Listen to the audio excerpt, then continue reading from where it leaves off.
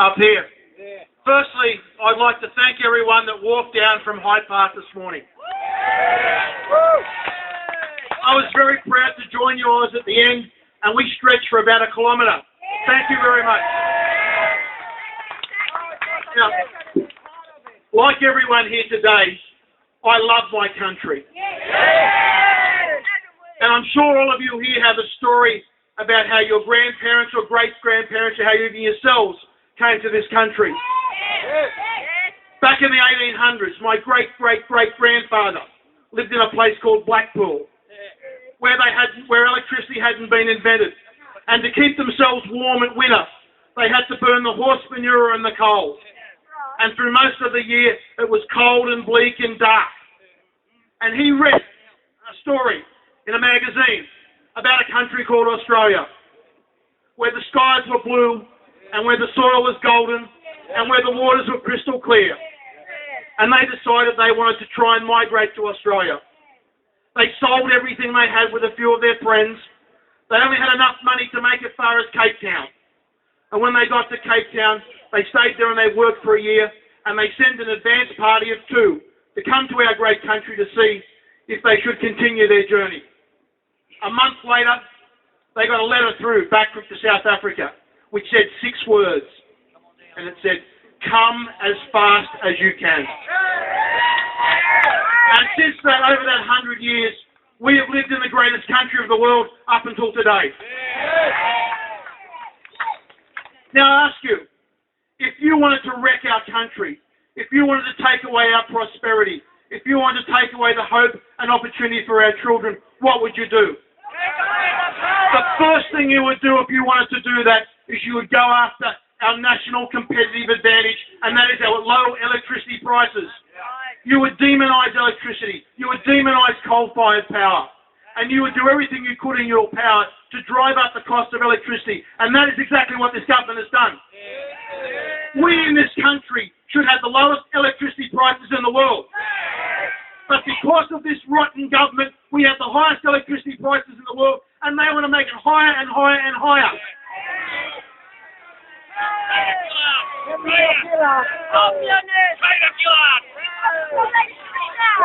And that is what this government has done. They have turned a $20 billion surplus that they inherited that was in the bank into a $175 billion deficit.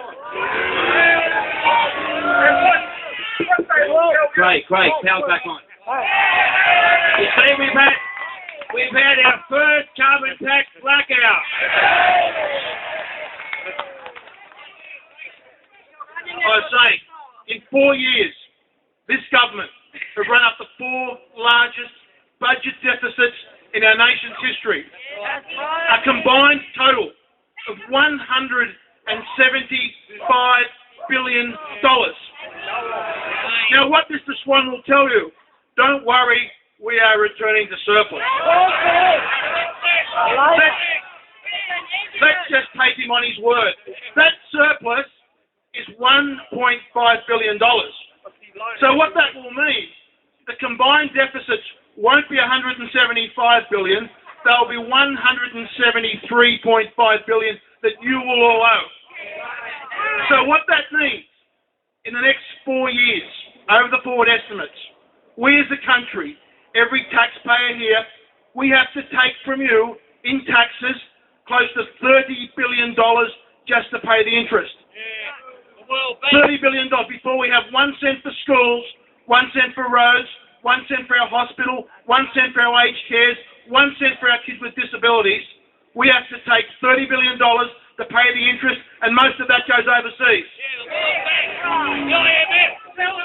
The other thing you'd want to do if you wanted to wreck our country, you would run down our defences. We have a proud history of our defence force. This year, this coming financial year, our defence spending will be at the lowest levels of GDP since the year of 1938. That fateful year. And that's what our government has done. The other thing that you would do, if you hated our nation and you wanted to wreck our nation, you would make an attack on small business. And that is what this tax does. While the government says, oh, it's only the largest 500 so-called big polluters, It's the small business gets no compensation. It hits small business right in the neck. It drives a heart through our small business.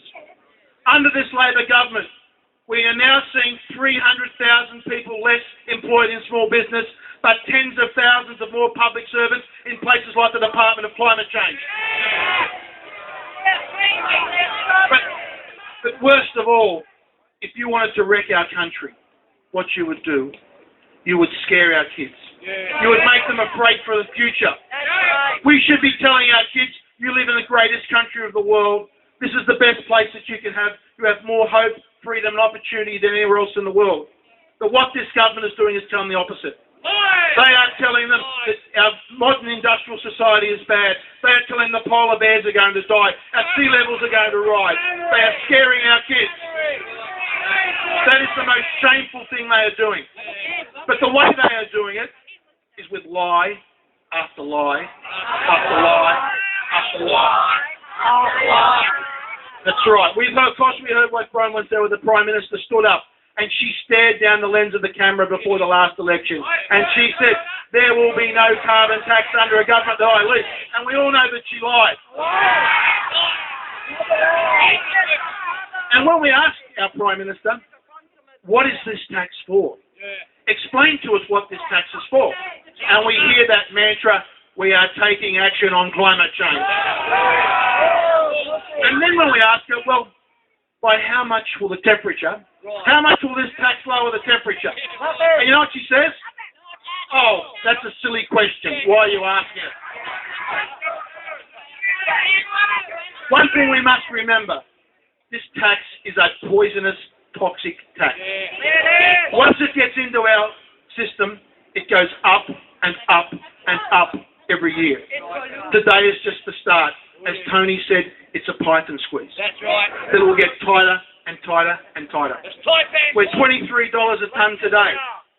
By the year 2030, on the Treasury's own estimates, the price is over $300 a tonne. That is the future we have under this Labor government. Now, we have signed, every coalition member that goes to the next election will sign a blood oath to get rid of this tax.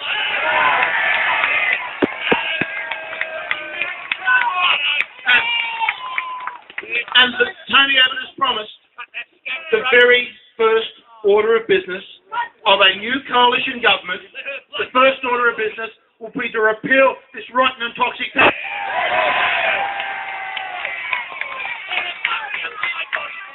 Now, I'd like to thank everyone for coming here today. It's a great patriotic effort to see all the signs and the effort that everyone's made. But the job doesn't finish today. We must keep this pressure up. We must maintain the rage all the way through to the next election. And every single person here today has a patriotic duty until that next election is called. I want you to get out there and talk to your friends. I want you to get out there and talk to groups in your sporting groups and your community and let them know how rotten this tax is. And when it comes to election day, I want you standing at the polling booth with signs, get rid of the carbon tax, because the next election, the referendum on the carbon tax, and we're going to get rid of it. Thanks a lot.